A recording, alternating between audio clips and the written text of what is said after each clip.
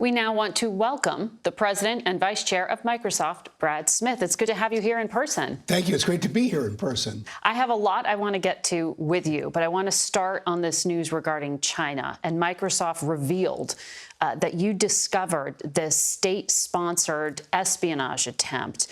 This group is called Volt Typhoon, and they wanted to disrupt communications between the U.S. and Asia during a future potential conflict. Beijing says all this is misinformation. What did you find? Well, what we found was what we think of as network intrusions, the pre-positioning of code. It's something that we've seen in terms of activity before. We do work hard to track this kind of activity by nation-state operations from China, from Russia, from Iran, from North Korea. Those tend to be the principal four. This does represent a focus on critical infrastructure in particular, and that's obviously of real concern. Mm-hmm. A focus on critical infrastructure at a potential point of conflict. So did Microsoft find this first, and then you told the spy agencies, or how did that work? I don't want to go too deep into that. We certainly have found a good deal of this ourselves. I don't think we're the only ones that have been looking. Mm-hmm. We do share information, as you would expect. I don't know that we're the only ones who have found it either. I think the good news is we have a pretty broad-based ability, not just as a company, but as an industry and a country, to detect this kind of activity. And then to make it public, which is a statement as well. Yes. Increasingly, we do feel it's important to make this kind of information public. First and foremost, people can't act if they're not aware that there's a concern they need to address. So oftentimes, especially when something is broad-based, the best way to address it is to make it public. Second, I do think we live in a world where, frankly, there needs to be some level of accountability for anyone that is engaged in activity that forms this kind of threat or danger. And so there is a need for public transparency in that vein as well. I want to ask you about artificial intelligence, because this went from sort of the back pages of the text section to front page news really fast. And I feel like we understand a fraction of it. You said AI offers perhaps even more potential for the good of humanity than any invention that has preceded it. I mean, that's an incredible statement. More than electricity, more than advanced medicine. How is that possible? Well, in a sense, it's almost like the invention of the printing press that takes you all the way back to the 1400s. It's fundamentally an invention that can help us all do research, learn more, communicate more, sift through data better, and its uses are almost ubiquitous in medicine, in drug discovery, in diagnosing diseases, in scrambling the resources of, say, the Red Cross or others in a disaster to find those who are most vulnerable, where buildings have collapsed. Like data crunching, essentially. That's one part of it. Mm-hmm. It identifies patterns in data that may be difficult for humans to access, but in a sense, it's going to impact all of our lives in a multiple of different ways. I demonstrated this morning that you can use it to create a PowerPoint presentation for you in 29 seconds if you've written a memo and now you want slides. So think about it as the next step in our ability to learn, communicate, express ourselves. But what should American consumers know about artificial intelligence? It's hard for people to get their hands around. How do you define it? Well, artificial intelligence is really defined in a lot of different ways. But if you're just somebody like any of us where we grew up, look, this is the ability of using machines to make predictions, probabilities. But in those probabilities, with a large enough supply of data, they can actually help us predict what should be done next. It's a co-pilot, if you will, to help us do things. I think one good thing for everyone to know is it's already part of our lives. If you have a Roomba at home, it finds its way around your kitchen, using artificial intelligence to learn what to bump into and how to get around it. Mm-hmm. So it isn't necessarily as mysterious as we sometimes think. And yet at the same time, it is getting more powerful. It can do much more to help us. And I think the other thing that all of us should think about as Americans is, like any powerful technology, we need to keep it under human control. We need to keep keep it safe. And that will require the work of companies that create it, that use it.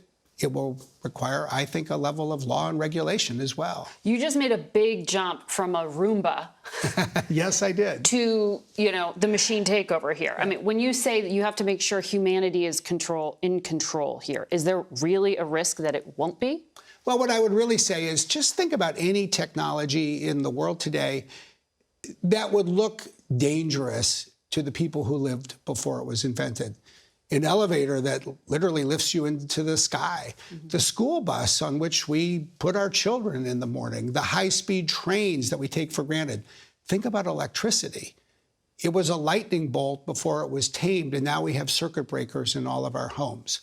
So whenever you have something that fundamentally can do good but could also go and do harm, you put a braking mechanism in place. You put a safety brake, an emergency brake.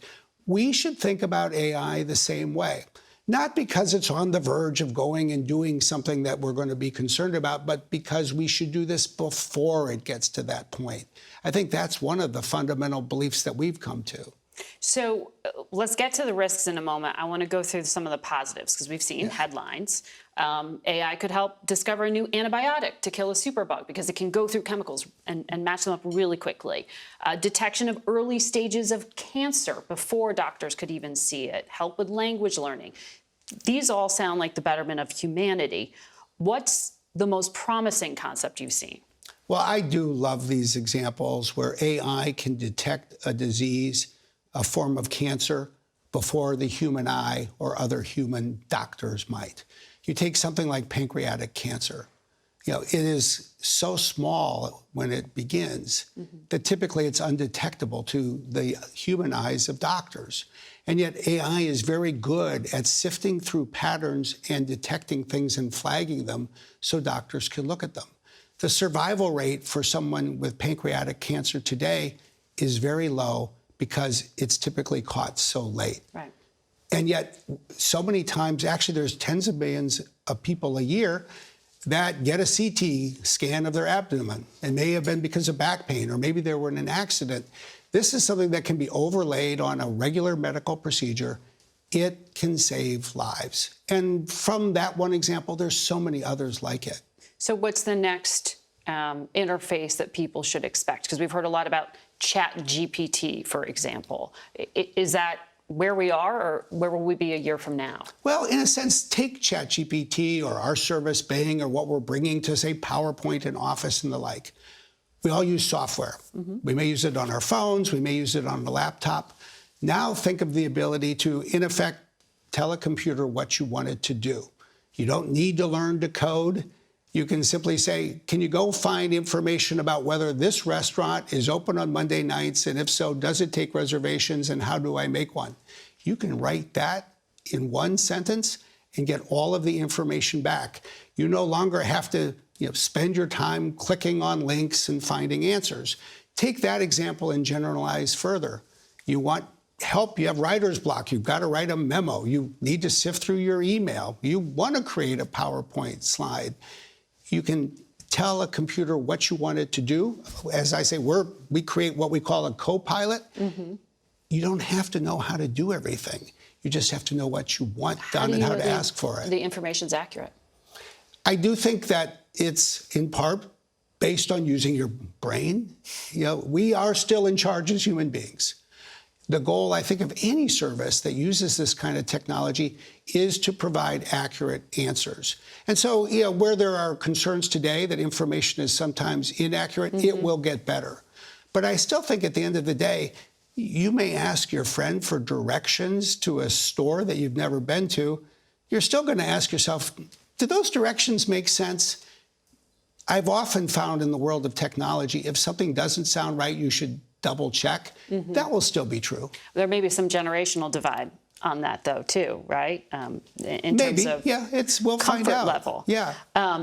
But on the concerning side of the ledger, I mean, rapid automation has replaced human jobs, replaced American workers with machines on so many fronts, right?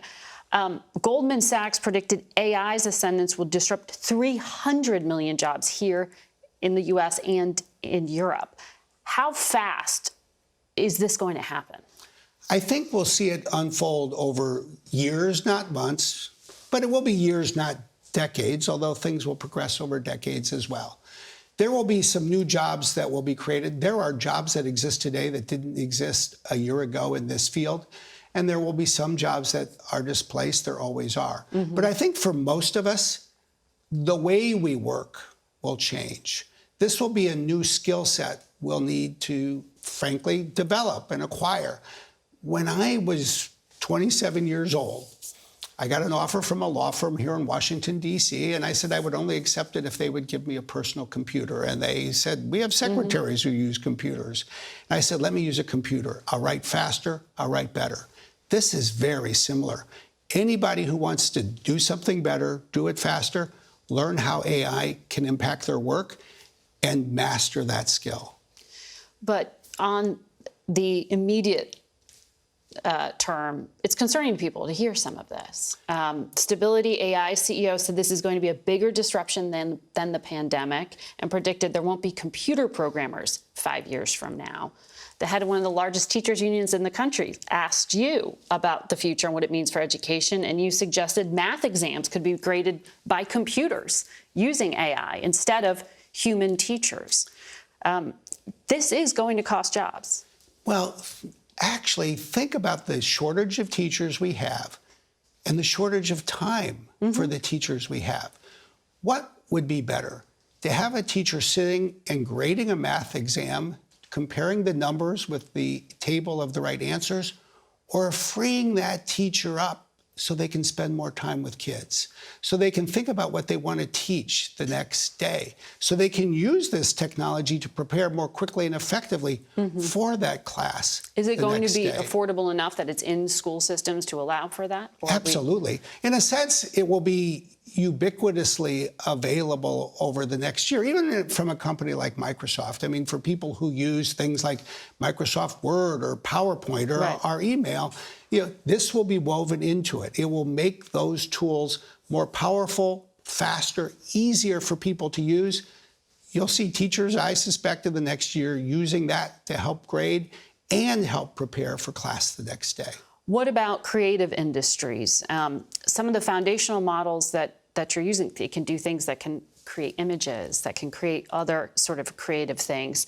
That builds on past work from artists and writers. And what compensation do they receive for their intellectual property? Well, I think there's two different things to think about. I mean, first is, will we live in a world where people who create things of value continue to get compensated for it? And I believe the answer is and should be yes. And we'll have copyright and other intellectual property laws that continue to apply and make that a reality. But I think there's a broader aspect to your question, and it was captured in a conversation I had with the head of a government agency, person who has lots of analysts. He looked at this and he said, this is going to make my good analysts better. My weaker analysts, they're going to be challenged. In a sense, I think that is often the case with this kind of technology. What should excite us is the opportunity to use it to get better. Frankly, to eliminate things that are sort of drudgery. And yes, it will raise the bar. Life happens in that way. So let's all seize the moment. Let's make the skilling opportunities broadly available. Let's make it easy. Let's even make it fun for people to learn. So that's the big question about, will my job be replaced by a computer, right? That is on people's minds. But you said you have a very deep concern here about deepfakes. Now, this is content that looks realistic, but is completely computer generated. On Monday, there was a photo that actually moved the markets. It was a fake photo. It looked real, of an explosion near the Pentagon. And it was potentially partially created by AI. The market sold off quickly. It was fact-checked, but that image was put out there from an account that looked legitimate as well. So how do you stop something like this from happening? I think it will take two things that need to come together. One is we'll need a system that we and so many others have been working to develop that protects content, that puts a watermark on it so that if somebody alters it, if somebody removes the watermark, if they do that to try to deceive or defraud someone, first of all, they're doing something that the law makes unlawful. We may need some new law to do that. But second, we can then use the power of AI to detect when that happens. So that means a news organization like CBS would have video that somehow could be identified, besides our little, eye icon, something embedded in there that your computers would see. Yes, to absolutely. say this is real. Yes, that is exactly where this should go. And I would guess and hope that CBS will be absolutely at the forefront of this. You embed what we call metadata. It's part of the file. If it's removed, we're able to detect it. If there's an altered version, we in effect create a hash. Think of it like the fingerprint of something. And then we can look for that fingerprint across the internet. This happens today in another situation that I think rightly brought the industry together. It was mass shootings, and specifically the Christchurch massacre in 2018. That was live streamed over the internet. And Jacinda Ardern, the New Zealand Prime Minister, basically vowed never again. Right. And so she brought the industry, other countries together, and we now work together so that whenever something like that happens, an immediate alert goes to everyone, and those videos are disrupted before they can be distributed. But they're out there and then often taken down. But we're able to do it so quickly now that there really hasn't been a repetition of the broad distribution of video the way there was in Christchurch, New Zealand. The criticism of Twitter, of course, for example, is that they took some of these breaks off the system and that there is violent content and things like that there. So it puts a lot of responsibility on the shoulders of the people who control the pipes. And not all of them are regulated, as we know, with social media companies. I want to ask you about another topic here that's related, the RNC. Politics. They put out an attack ad using AI, and I know we have video of it. It was meant to mimic a news report from the future, from 2024. It said Joe Biden won the election, and then it shows this dystopia. And in teeny tiny little script in the upper left-hand corner, it says generated by AI. Is that sufficient? I think there's two things we're going to have to balance. One is, I do think that there is some real virtue in telling the public when they are seeing content that has been generated by AI instead of a human being, especially if it is designed to look like a human being, a human face or voice, so that people know, no, that's not the real person. I think we'll need some new standards in that space. Who sets that? This, I think, is one of the issues that we're going to need to discuss together and find a path through. Now, we do need to balance that. We live in a country that I think quite rightly prides itself on free expression. And the truth is, since cartoons were invented, there were depictions, and then since Photoshop was invented, and since we've had computer-generated graphics, we have had things that look more appealing or even real. But this is a question that we need to work through. Because it looks very real, and it's cheap. Yes. If you wanted to make a video like that, you would need editors, you would need creatives, you would need hours of investment there. This is a computer just spitting it out. And I think in addition to that, the problem that should probably concern us most fundamentally is, when is someone doing something that looks like it's intended to or has the effect of deceiving the public? Then you're in a special category, I think. And in that category, I think it is more reasonable to say we are committed to free expression, but part of what you should express is something that avoids that risk of misleading people about what they're seeing. So we're in a Washington that's divided. Legislation is slow. We're on the cusp of a presidential election year. How much of a factor is this going to be, these deep fakes and misleading ads? Well, I think there is an opportunity to take real steps in 2023 so that we have guardrails in place for 2024, so that we are identifying, in my view, especially when we're seeing foreign cyber influence operations from a Russia, a China, or Iran that is pumping out information that they know is false and is designed to deceive, including using artificial intelligence. And that will require the tech sector coming together with government, and it really will require more than one government. This needs to be an international initiative. But we've done that in recent years in other spaces. We can do it again, and I think we should. What's Microsoft doing to prepare for 2024? Well, we right now are focused on several things. First, we're focusing on protecting content in exactly the way I described. So CBS and others can, in effect, put a watermark on and protect its content. Second, we're developing approaches to better protect campaigns. We want candidates and campaigns in our political parties, frankly, to be able to protect the cybersecurity of their accounts, their communications, to know, when there is a foreign operation that may be undertaken to try to mislead the public about what they're saying. Third, we are very interested in exploring what can we do? What can we do this year? What can we do together in the United States and globally? Because I do think it will take that kind of broad public-private sector collaboration. President Biden stopped by this meeting with a number of CEOs, including the CEO of Microsoft, that Vice President Harris had convened at the White House to talk about AI. And he was quoted as saying, what you're doing has enormous potential and enormous danger. What is the White House concerned about? I think the White House is concerned, frankly, about a lot of the questions you're asking me about and that are of concern to the American public. First and foremost, how do we ensure that this is safe? Which is one of the initiatives we're putting forward, that we have these safety mechanisms in place so that we can slow down or even turn off an AI system if it is behaving in a manner that would create safety risks. I do think, second, they are concerned, as you were mentioning, about the 2024 election. Nobody wants to compete with a deep fake, and I don't think anybody should have to do so. I think, third, they and really people across Washington, D.C., fundamentally in both political parties, are asking the same questions you were. What does this mean for the future of my job? What does it mean for the future of school for my kids?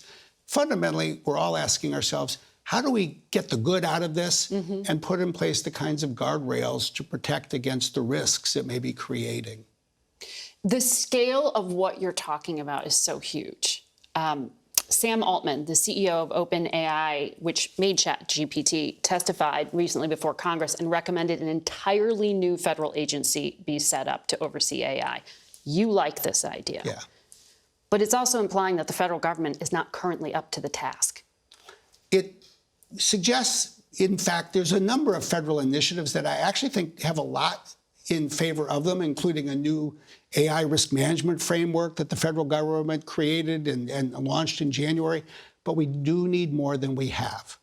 We need our existing laws to apply. They need to be enforced. But especially when it comes to these most powerful models, when it comes to the protection of the nation's security, I do think we would benefit from a new agency, a new licensing system, something that would ensure not only that these models are developed safely, but they're deployed in, say, large data centers where they can be protected from cybersecurity, physical security, and national security threats. This is like setting up a new energy department or like an entirely new top to bottom, just dealing with technology or just dealing with AI? I think that's a question to be discussed. I think we need to move most quickly, frankly, with respect to AI. But when you consider this, if you're buying a food product, it's gone through the Department of Agriculture or the FDA. If you walk next door to the pharmacy and buy a product, it's gone through the FDA. If you get in your car to drive home, your car has gone through safety inspections. If you then drive to the airport and get on a plane, you're getting on an aircraft that has been certified for use by the FAA. This is, in a sense, what we live with in a modern world. We can figure out a way to do this. We've done it for all of these other things. We need to do it thoughtfully and well. We should move quickly. But this is not beyond the realm of what we can accomplish. And yet, the last two presidents didn't really act to regulate social media, for example. We're still debating that. Technology seems a little bit harder for lawmakers to get their head around. So you're here and you're explaining it, which I appreciate. But how do you make, or how do you convince people that this isn't the big bad tech giant of Microsoft setting the rules of the road and running the little guys off of it?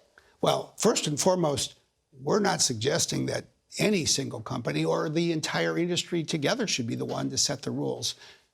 We should have the United States government elected by the American people setting the rules of the road, and we should all be obliged to follow them.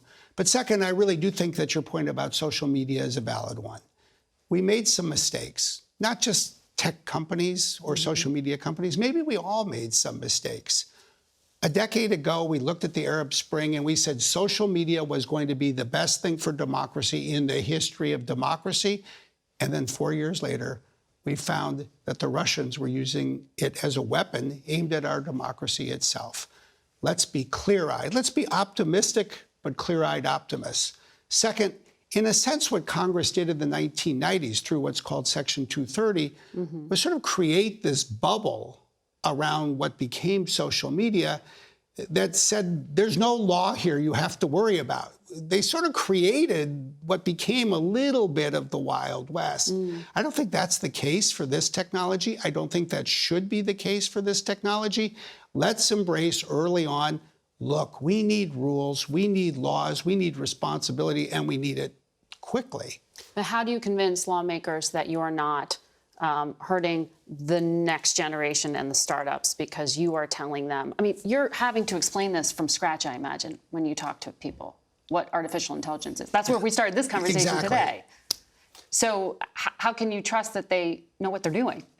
You know, I talked to people here in Washington, D.C., but I've actually met with government officials in a dozen countries around the world just since the first of the year, and AI has been the flavor or issue of the year.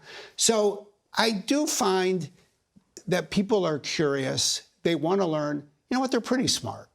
If we make it easy for people to digest this, and I think that is our responsibility, they are fast learners. That's good. So I'm optimistic about the ability of people in government to learn what they need to learn. And then there's the other part of your question. Look, don't listen just to us. Listen to academics. Listen to people who are creating startups. Listen to Republicans and Democrats alike. And then the people who are elected should do what we've elected them to do. They should make up their mind. We want to be a voice. We want to be a source of information. I never expect here or anywhere in the world that anybody's going to do something just because I happen to think it was a good idea. You have like 350 people at Microsoft working on this right now. We have 350 people working on what we call responsible AI, the AI safety and ethical systems. I'm going to guess that's more than work in the U.S. government on this issue? It's possible. We've been at it for 6 years, so yeah, it's possible. There were a number of tech leaders, including Elon Musk and one of the co-founders of Apple, Steve Wozniak, who called publicly for a 6-month pause in AI systems that are more powerful than GPT-4 or have governments institute a kind of moratorium until there are safety protocols in place. Is there something to that? Do we need to tap the brakes a bit here? I'm not inclined to think that that's the answer. First of all, it'll take 12 months to get the government to debate whether to decide whether to have a pause that will last for 6 months. And in the meantime, others... You could declare one. Yeah. Yes, and we've been clear. OpenAI has explained they don't really anticipate a new model in the next 6 months. But I think the more important question is, look, what's going to happen in 6 months that's different from today? How would we use the 6 months to put in place the guardrails that would protect safety and the like? Well, let's go do that. Rather than slow down the pace of technology, which I think is extraordinarily difficult, I don't think China is going to jump on that bandwagon. Let's use 6 months to go faster. Let's adopt an executive order here for the federal government, where the government itself says it's only going to buy AI services in certain categories, say, from companies that are implementing AI safety protocols and the like. Let's start to get some legislation moving. Let's figure out how we can implement voluntary safety standards. There's so many things we can do to make this better. Let's put our energy there rather than spending our time debating something that I'm pretty skeptical we'll ever see happen. And you think this will happen, some regulation or some legislation in the year ahead? I do. Okay. First of all, we always need to remember, it's a big world. The Europeans have been working on a law for a couple of years. Chinese? So I was in Japan just 3 weeks ago, and they have a national AI strategy. The government has adopted it. And it's about participating in the development and use, but also regulating this. The world is moving forward. Let's make sure that the United States at least keeps pace with the rest of the world. And lastly, the Surgeon General put out a report recently about social media and the negative effects, particularly on young people. There are some talking about age restrictions for social media now. Should there be age restrictions for accessing AI? I mean, is there a mental health impact that we could even begin to get our arms around? I think those are the right questions to ask. And the best thing to do is to be curious. Let's not rush to judgment before we happen to have the opportunity to learn. Let's think about different scenarios. We put in a whole safety architecture for a search service like Bing and the chat piece of it so that no one, regardless of age, can go ask how to commit suicide or create a bomb. And there's certain categories that we would, I think, all agree, we don't want kids doing that. Mm-hmm. So I do think we need to lean into protecting children. That should be one of the lessons that comes out of the social media experience. On the other hand, anybody who's ever had a 12-year-old child trying to do algebra and asking the parent for help, I was like, I don't think my kids are going to believe I ever made it through algebra. An AI tutor isn't a bad thing. And when I was in South Korea, met with the education minister, they're designing a digital textbook for something like math and coding that has AI built in to help students learn, to answer their questions. Let's figure out what can be good for kids and make it happen, and what we don't want kids to be exposed to and protect against it. Brad Smith, thank you for your time today. I could continue asking questions because I still have them, but it's great to have you here to explain. Thank you.